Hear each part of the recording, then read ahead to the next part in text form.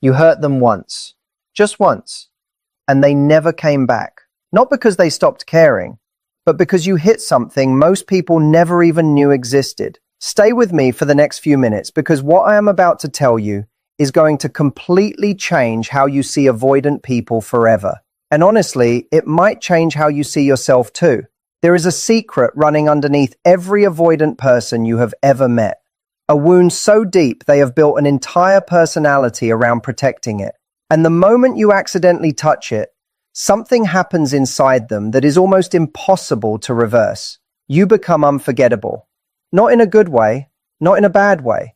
In the most complicated way a human being can experience another human being. And understanding this is the key to understanding everything about how avoidants love, why they pull away, and why certain people haunt them for years. So let us start from the very beginning, because you need to understand what an avoidant actually is before we can talk about what happens when you hurt their ego. And I promise you, the real definition of an avoidant is not what most people think it is. Most people hear the word avoidant and they think, oh, they're just someone who does not want a relationship. They're emotionally unavailable. They're cold. They're selfish. They run away from love because they do not want to get hurt. And that is the surface level understanding. That is the version people throw around on social media. But it is missing the most important piece. An avoidant person is not someone who does not want love. They desperately want love. They want connection. They want intimacy. They want to feel safe with another person. But somewhere along the way, very early in life, they learned something dangerous. They learned that needing someone is the most unsafe thing you can do. They learned that when you open up, you get hurt. When you depend on someone, they leave. When you show your real feelings, you get rejected or dismissed or punished. So what did they do? They adapted. They built a wall, not to keep people out, but to keep themselves in, to keep their vulnerability locked away where nothing and nobody could touch it. And over time, that wall became so solid, so automatic, so much a part of who they are, that they almost forgot it was there. They became people who are deeply self-reliant, people who pride themselves on not needing anyone, people who have an identity built around being strong, independent, unfazed, in control. And here is where the ego comes in. Here is where everything connects. The avoidant ego is not arrogance. It is armor. It is the story they tell themselves every single day to survive. The story goes something like this. I do not need anyone. I am fine on my own. I am not like other people who fall apart over relationships. I am stronger than that. I am smarter than that. Feelings do not rule me. I rule feelings. That story is everything to them. It is not just self-confidence. It is their entire operating system. It is the thing that gets them out of bed in the morning.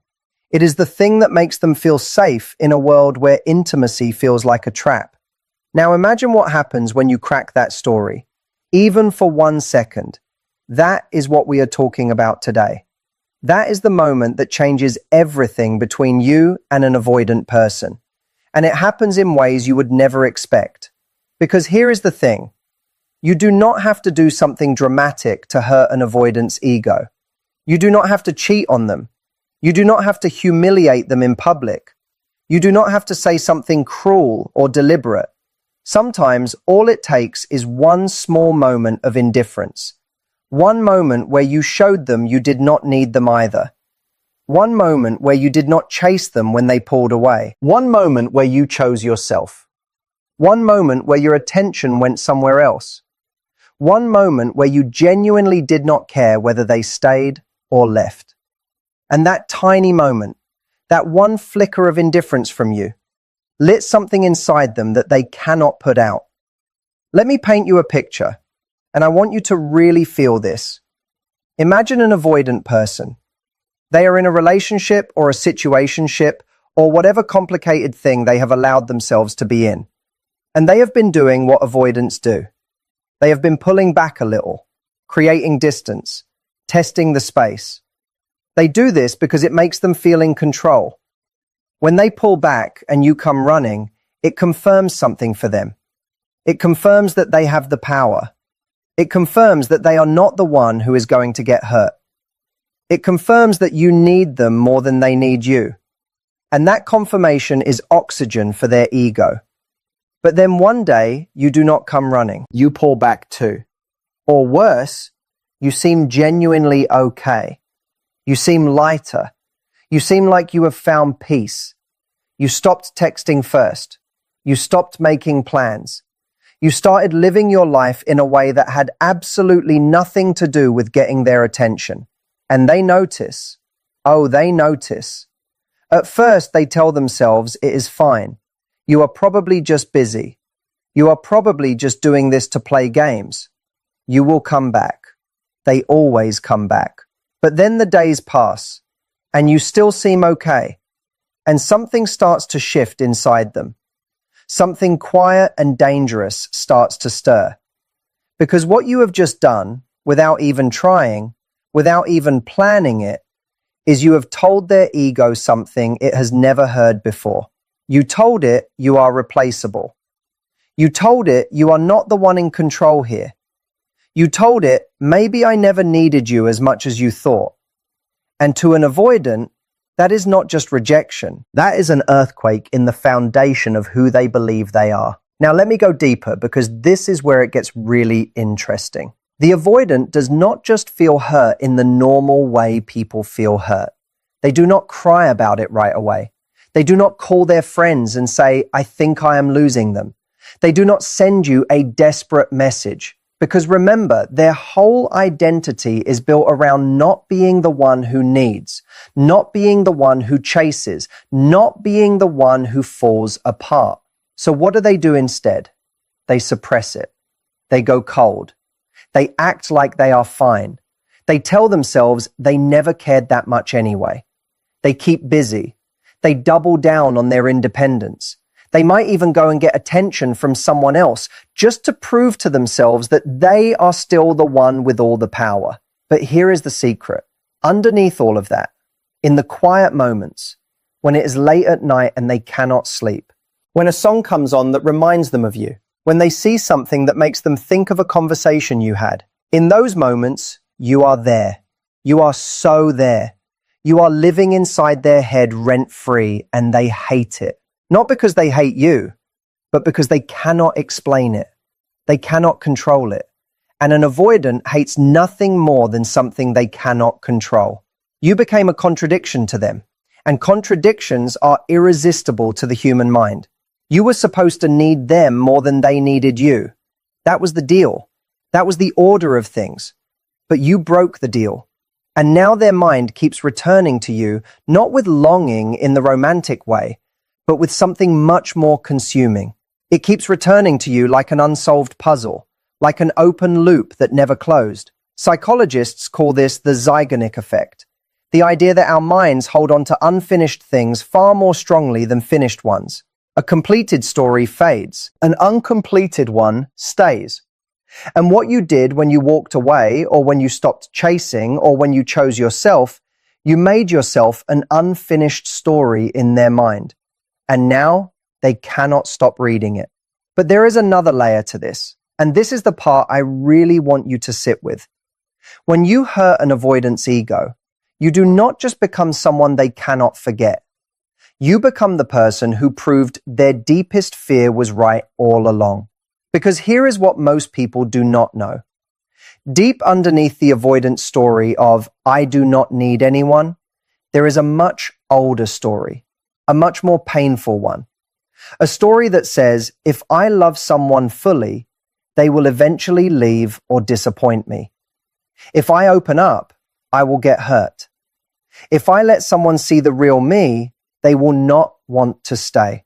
And they have spent their whole life building the avoidant personality to make sure that story never comes true. The logic being, if I never fully invest, I can never fully lose. If I keep the upper hand, I can never be abandoned. If I stay in control, I stay safe. And then you came along. And for a moment, just a moment, they started to invest a little. Maybe they did not even realize it. Maybe they told themselves they were not that invested. But somewhere underneath all the walls and the armor and the distance, they cared. They actually cared about you. And when you hurt their ego, when you showed them you could walk away, when you stopped needing them the way they expected you to need them, their original wound got triggered. The childhood fear that says, see, this is what happens when you care about someone. You get left. You get dismissed. You lose power. And because they cannot sit with that feeling without falling apart, they do something very predictable. They convince themselves they never cared. They rewrite the story. They tell themselves it was never that deep. They move on aggressively. They stay busy. They get loud about how free they are. But every single one of those behaviors is the proof that they are not over it. Every single one of those behaviors is the avoidant way of screaming, I am fine, without being able to admit they are not fine at all. And this is so important to understand, because if you are someone who has hurt an avoidance ego, maybe by accident, maybe by finally choosing yourself, maybe by just getting tired of chasing and letting go, you might look at their behavior and think they have moved on. You might think it meant nothing to them. You might think they are totally unbothered, but the unbothered performance is the biggest tell that they are anything but. Now let us talk about the flip side, because I know some of you are watching this and you are not the one who hurt the avoidant. You are the avoidant, and you are sitting with this and you are recognizing yourself in every single word. And that recognition feels uncomfortable. Maybe it feels a little like being seen, which is exactly the thing your whole system has been built to avoid. If that is you, I want to say something to you directly. The ego armor you built makes sense. It made complete sense when you were young and the people around you were not safe enough to show your real feelings to. When needing someone led to disappointment. When being open led to being hurt. Of course you built walls. Of course you learned to be self-sufficient. Of course you decided that needing no one was the safest way to live. But here is what happened. The armor that protected you then is now the thing keeping you from the connection you actually want. The independence that saved you as a child is now isolating you as an adult. The control that made you feel safe is now making you miss out on something real. And when someone hurts your ego, even accidentally, even gently, the reason it hits so hard is not because they did something terrible to you. It is because they touched the real you underneath the armor. And the real you has been alone in there for a very long time. That tenderness you feel when your ego gets bruised is not weakness. It is actually your humanity peeking through. It is the part of you that still wants to be chosen. The part of you that is still hoping someone will be worth the risk. And the fact that it still hurts means you have not lost it. You have not become completely closed off.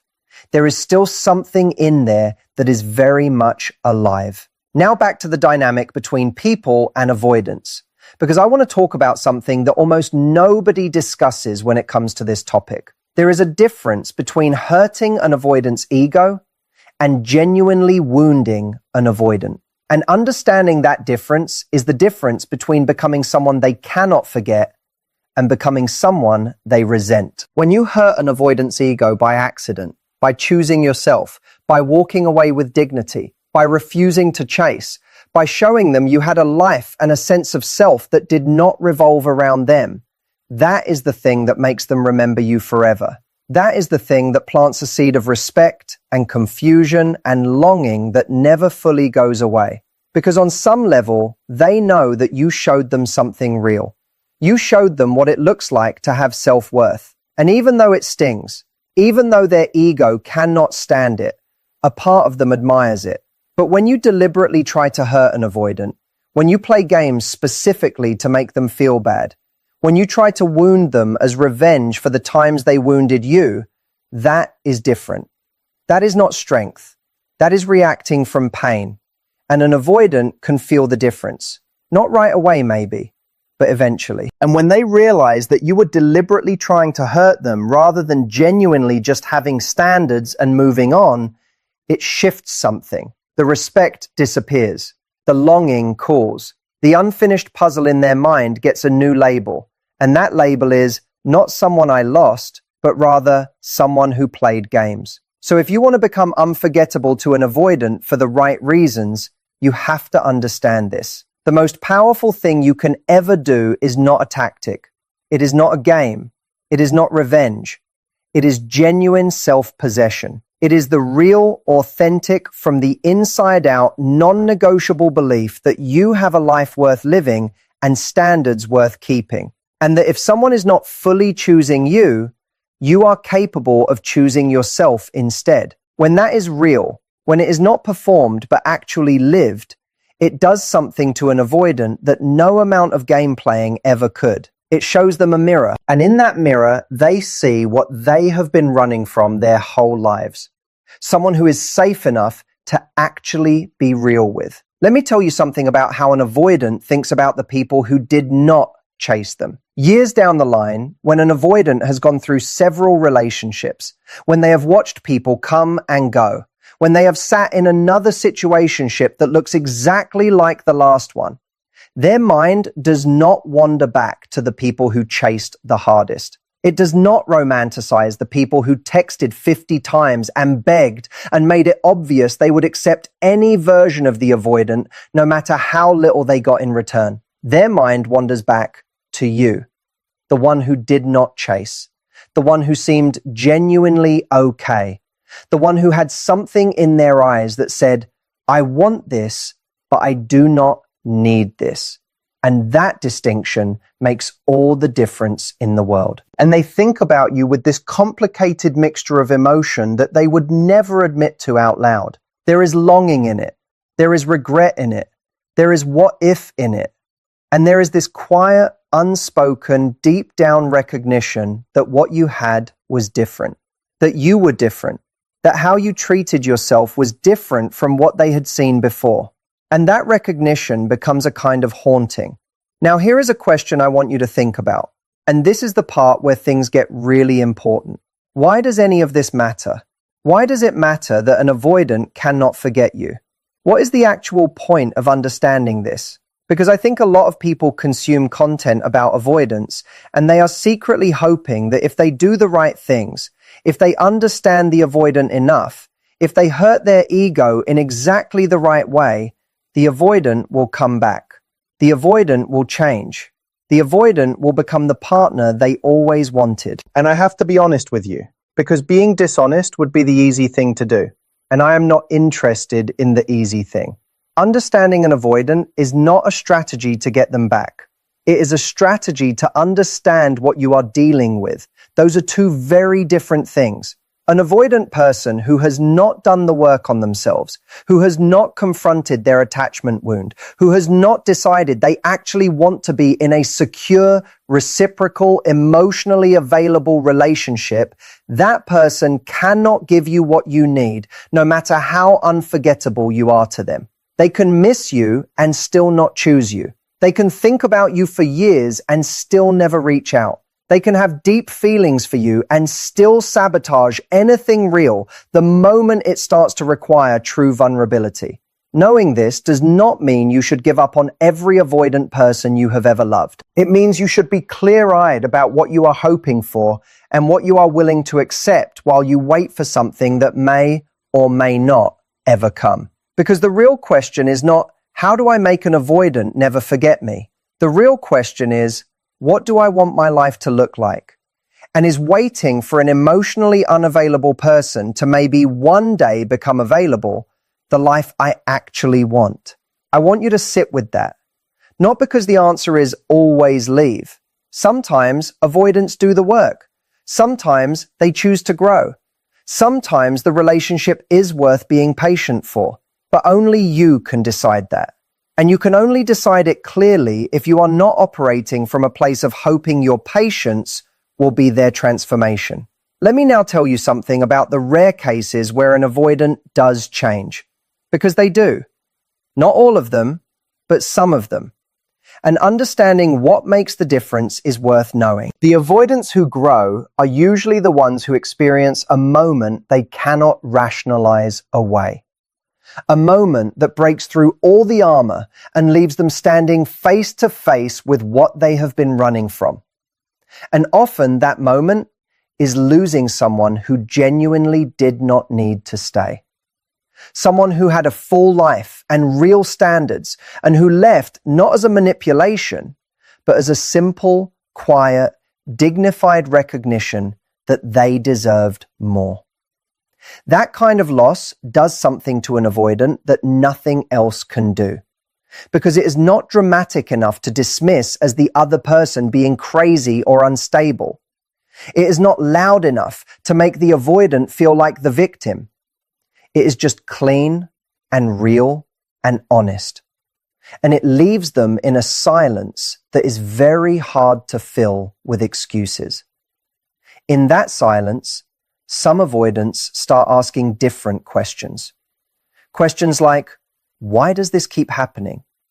Why do I always end up alone?